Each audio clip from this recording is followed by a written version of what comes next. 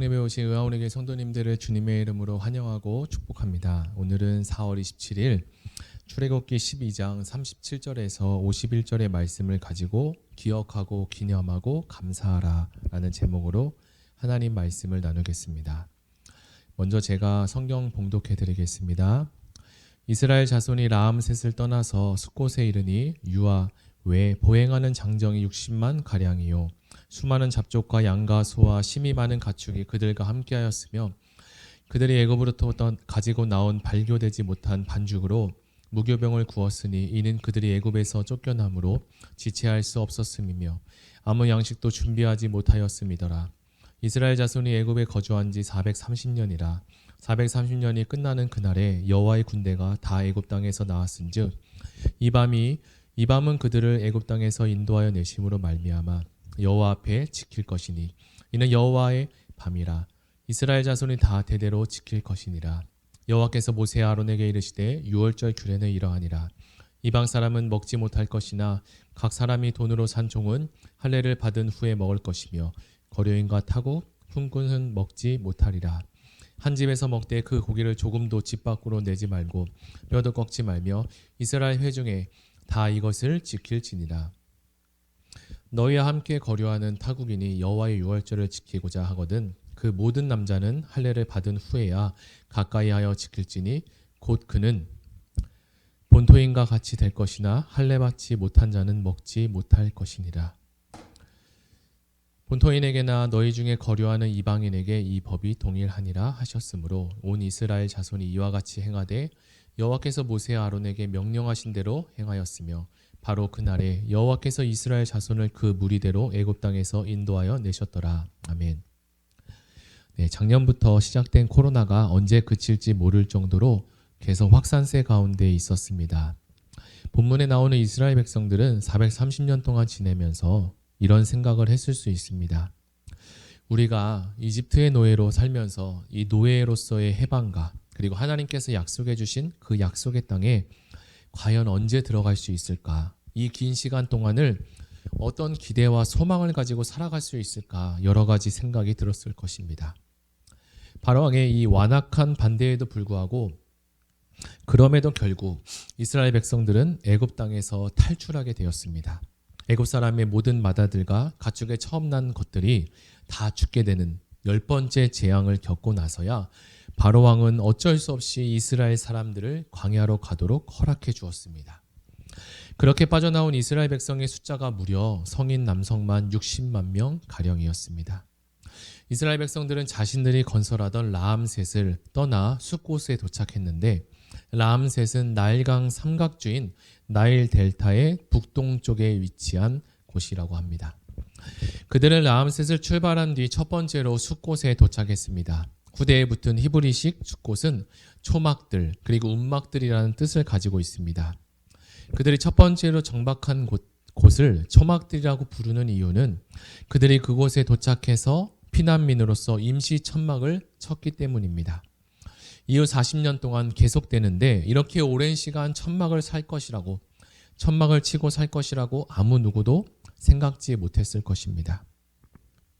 이스라엘 백성들이 출애굽 이집트를 떠날 때에 성인 남성의 수가 60만이라고 기록된 것으로 보아 출애굽한 모든 이스라엘 백성들의 자손은 약 200만 명이라고 달했을 것이라고 추정합니다. 창세기에 처음 나왔던 야곱과 그의 아들들이 이 애굽으로 가뭄을 피해 내려갔을 때의 숫자가 약 70명이었는데 야곱과 그의 아들들은 이렇게 오랜 시간 애굽에 머무를 것이라고 상상도 못했습니다. 그리고 이스라엘이 이렇게 큰 민족이 될 것이라고 또한 상상하지 못했을 거죠. 하나님은 우리의 생각보다 그리고 우리가 꿈꾸는 것보다 더 크신 것을 생각하고 계신 분입니다. 이것은 분명 하나님께서 아브라함에게 말씀하시고 약속하신 하늘의 별과 같이 너희 자손이 후손이 많아질 것이다 라고 언약이 이루어졌음을 우리는 볼 수 있습니다. 우리도 성경을 보다가 하나님 말씀을 듣다가 또는 기도를 하다가 하나님께서 이루실 것에 대한 우리 마음 가운데 감동을 주실 때가 있는데 잊어버리고 있다가 어느 순간 그 일이 일어나고 난 후에야 그때 나에게 이런 마음을 주셨구나 라고 생각하고 알 때가 있습니다. 그런데 더 놀라운 사실이 있습니다.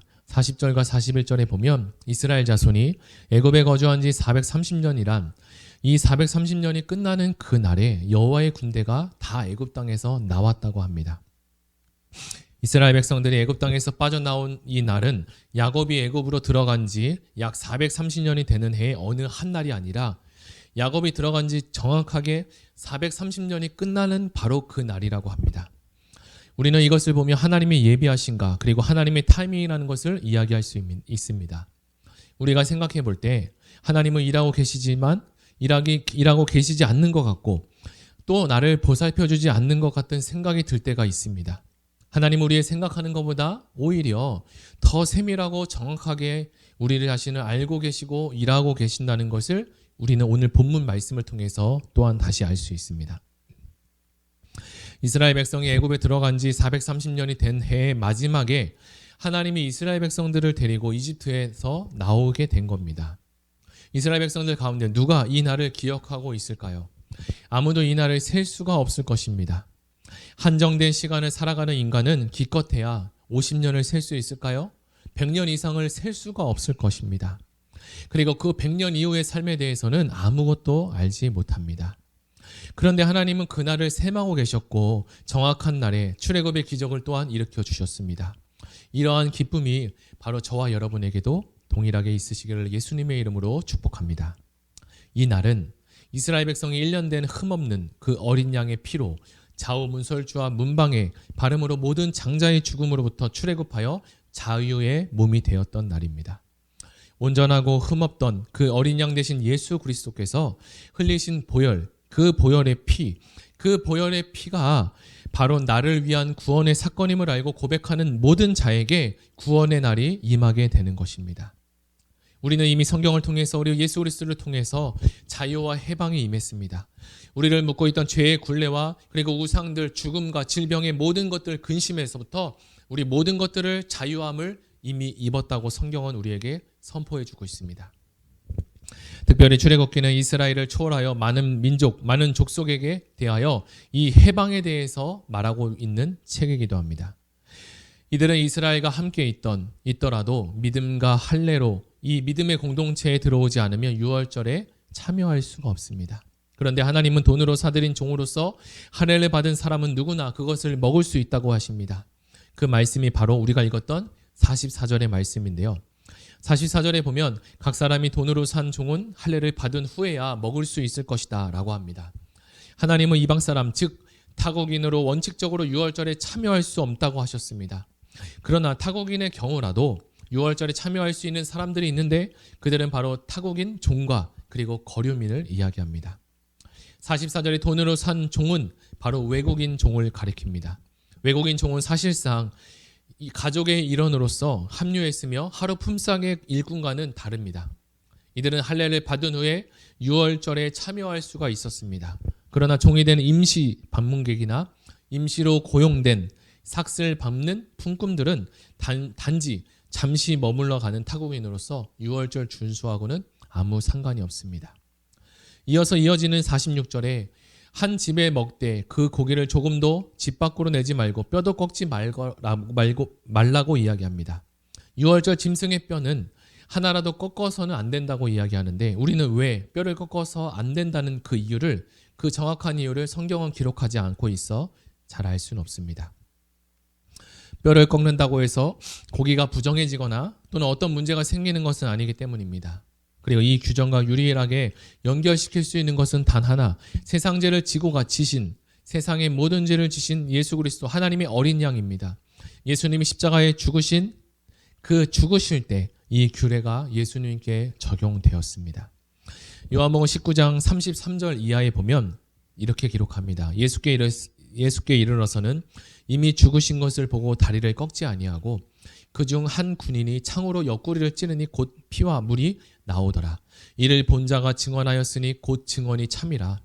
그가 자기의 말하는 것이 참인 줄 알고 너희로 믿게 하려 함이라. 이 일이 일어난 것은 그 뼈가 하나도 꺾지 아니하리라. 한 성경을 응하게 하려 함이라.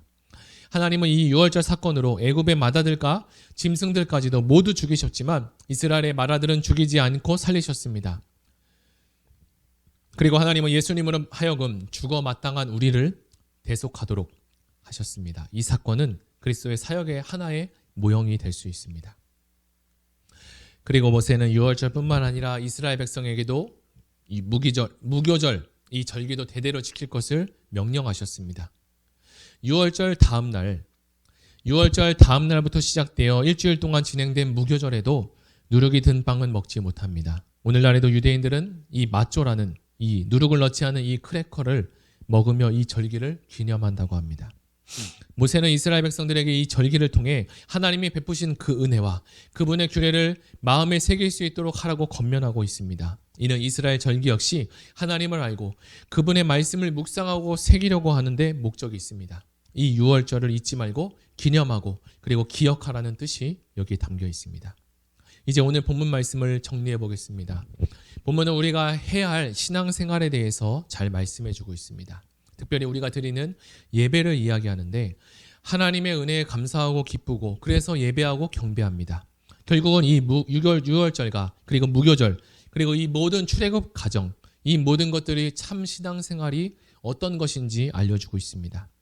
하나님은 우리가 하나님을 기억하고 기념하고 감사하기를 원하고 계십니다. 그런 내가 되기를 원하고 그리고 그런 공동체가 되기를 하나님 원하고 계십니다.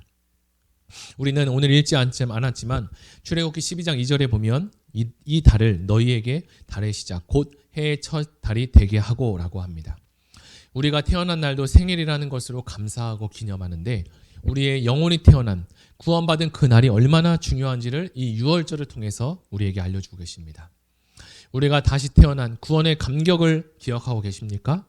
그 구원의 감격과 감동을 우리는 잊지 말아야 합니다. 그리고 그 구원의 감격과 감동이 우리뿐만 아니라 우리 자손과 대대손손 다음 세대까지 전해지기를 하나님 바라고 계십니다. 우리 이 마음을 가지고 이 시간 다 같이 기도하기를 원하는데요. 들은 말씀을 생각하시며 우리 교회의 6대 비전 가운데 마음을 다해 예배하는 공동체가 되게 해달라고 우리 말씀을 생각하며 기도하기로 합니다. 이 시간에 기도할 때 하나님 말씀을 전하시는 담임 목사님과 모든 사역자들에게 성령의 충만함을 주셔서 성령의 능력과 큰 확신으로 말씀이 선포되게 하시고 오늘 들은 말씀처럼 그 말씀이 성도들에게 들려져서 성도들 안에서 온전한 변화가 일어날 수 있도록 하여 주시고 코로나가 잠잠해져서 출석 예배에 먹되고 온라인 예배를 드리는 성도님들도 신령과 진정으로 드려지는 예배가 되게 하시고 찬양 인도하는 우리 찬양 인도자와 주일 찬양팀과 세션으로 섬기는 모든 성도님들 가운데 하나님 성령의 충만함과 은혜를 더하시고 주요 예배와 새벽 예배 하나님 모든 예배마다 사모되고 하나님 예배를 사모하는 마음들이 넘칠 수 있도록 풍성한 은혜에 충만한 예배 될 수 있도록 주님 도와달라고 우리 주여 한번 부르 기도하며 나가겠습니다. 주여 하나님 아버지 감사합니다. 이 시간에 들은 말씀을 생각하며 출애굽기 말씀을 통해서 오늘 우리에게 하나님 말씀하시는 그 말씀을 들었습니다.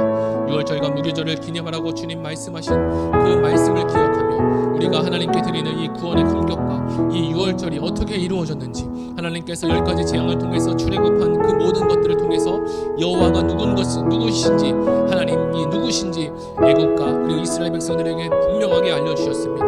알려주신 이유가 하나님 우리가 하나님을 알지 못하고 오해할까봐 그리고 잘못 알고 있을까봐 하나님이 우리에게 이 재앙을 통해서 여호와가 누구신지를 분명히 알려주셨는데 하나님 오늘 그런 말씀을 통해서 하나님이 어떤 분이신지 우리가 분명히 알았사오니 하나님 그 말씀을 가지고 하나님께 우리가 향하여서 나아갈 때 우리가 참된 예배자가 되게 하시고 마음을 다해서 하나님께 예배하고 기념하고 기억하고 감사할 수 있는 우리 모두가 되게 하여 주시옵소서.